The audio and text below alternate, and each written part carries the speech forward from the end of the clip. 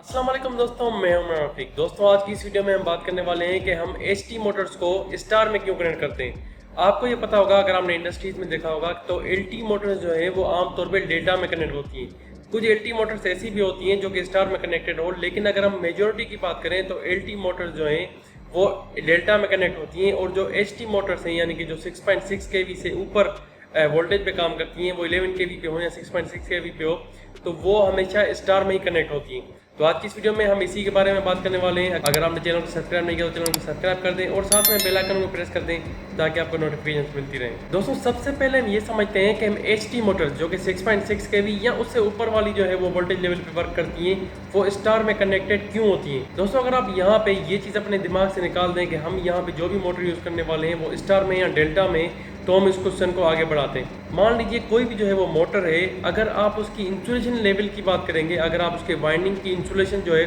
उसकी बात करेंगे, तो वो डिपेंड करती है उसकी वोल्टेज लेवल पे।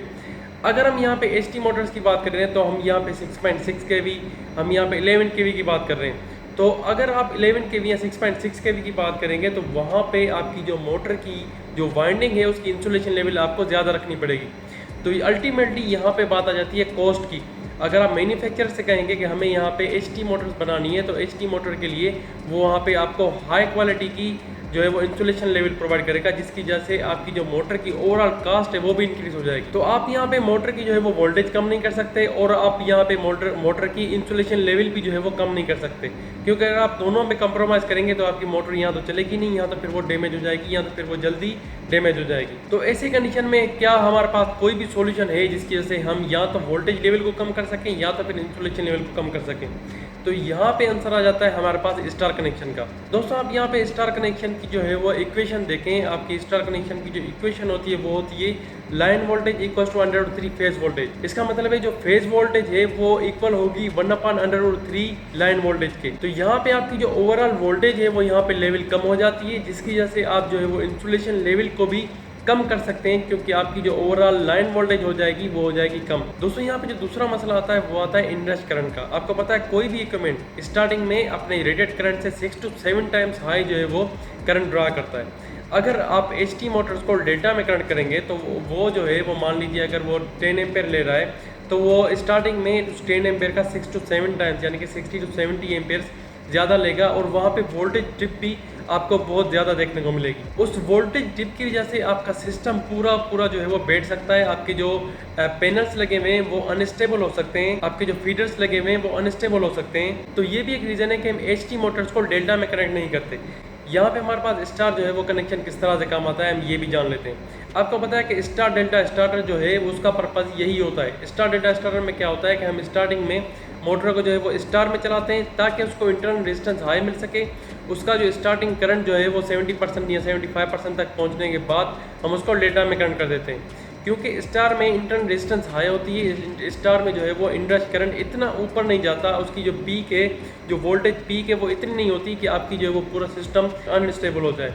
तो इसलिए हम एचटी मोटर्स में स्टार कनेक्ट करते हैं ताकि उसकी इंटरनल रेजिस्टेंस भी हाई हो और इंसुलेशन लेवल पे जो हमारी कास्ट है वो भी थोड़ी सी कम हो, और वोल्टेज लेवल भी जो है वो हमारी इतनी ज़्यादा वहाँ पे ना हो, जिसकी वजह से हम इंसुलेशन लेवल को भी कम रख सकते हैं। दोस्तों, ये दो रीजंस हैं कि हम एचटी मोटर्स को जो है वो स्टार में कनेक्ट करते हैं। पहला ये कि उसकी जो ओवरऑल कास्ट है वो कम हो जाती है, क्योंकि उसकी इंसुलेशन लेवल हम यहाँ पे कम रख सकते हैं, और उसकी जो वोल्टेज लेवल है, जो फेज वोल्टेज है, वो यहाँ पे 1/√3 टाइम्स कम हो जाती है। और दूसरा रीज़न ये है कि हम अगर एचटी मोटर्स को डेल्टा में कनेक्ट करेंगे तो उसकी जो पीक जाएगी वो बहुत हाई जाएगी, जो उसका इंडक्शन करंट जाएगा 6 to 7 टाइम्स वो बहुत ही हाई जाएगा।